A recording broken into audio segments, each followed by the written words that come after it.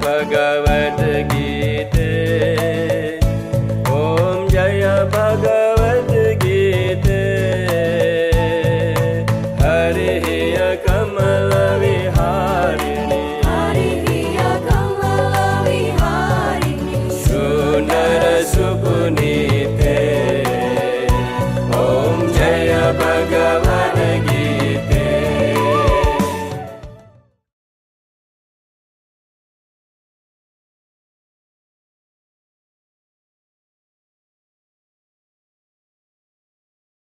Okay, Thank you so much. 5 minutes, you. please. Thank you. Yeah, my namaste to all of you. And I would like to express my gratitude to Acharya Dharmadev for inviting me to participate. I have already learned so much from what I've heard from the previous speakers.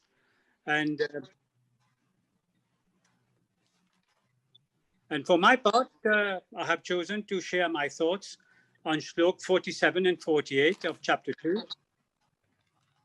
And Shlok 47 has already been cited by previous speakers. And taken together, these shloks can be rendered as follows. You have a right to action, but not to the fruits of action.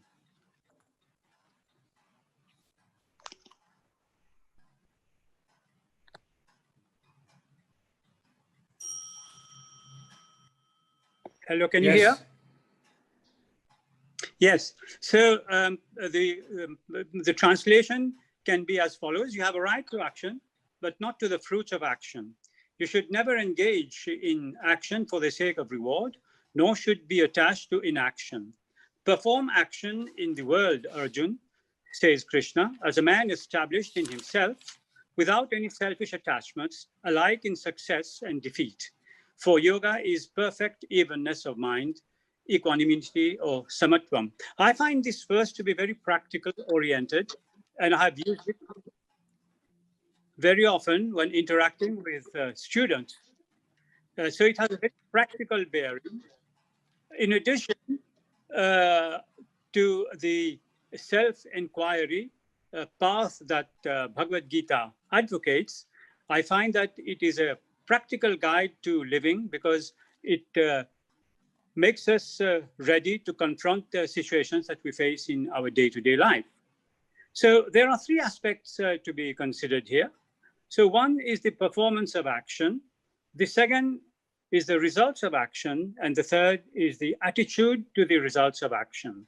Now, we realize that to perform an action, what's needed are adequate time and proper effort, kalam and prayatna. And the results of action can be of only four types: equal to, more, less, or opposite to the expectation.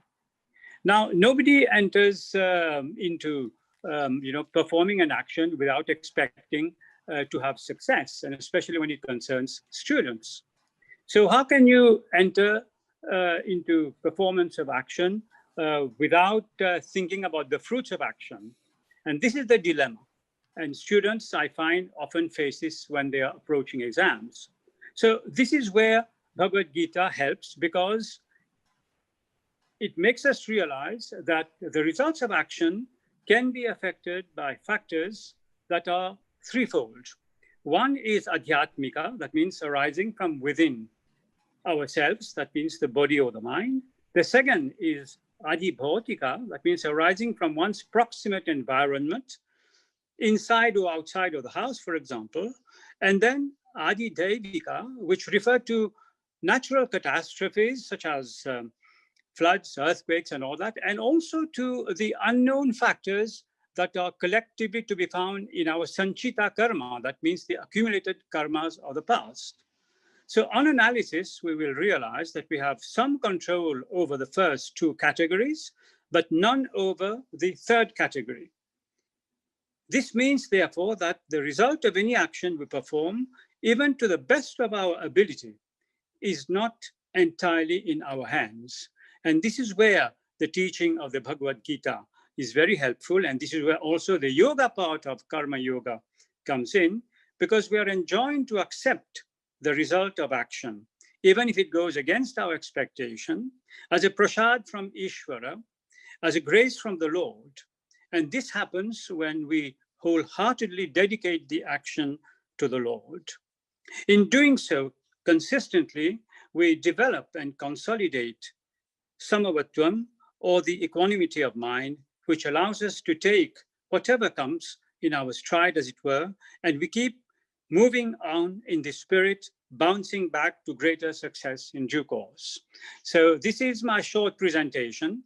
And as I said, I find it very useful when interacting with students, especially the students in secondary who are ending their school year, the high school certificate, and they are poised to take the next leap to maybe university, and they are very apprehensive about what can happen if they don't make it to their expectation.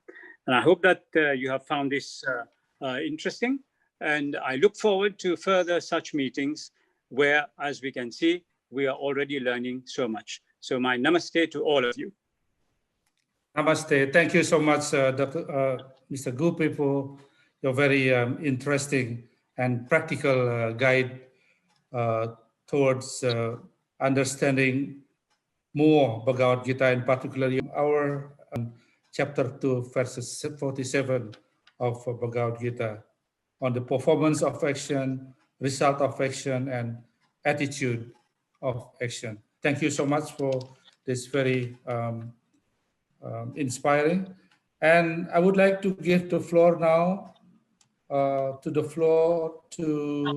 participants from Vietnam, Mr. Haris Daruman. You're with us, Mr. Daruman? Yes, sir. Yes, sir. I'm here. You have the floor, sir. Hari pada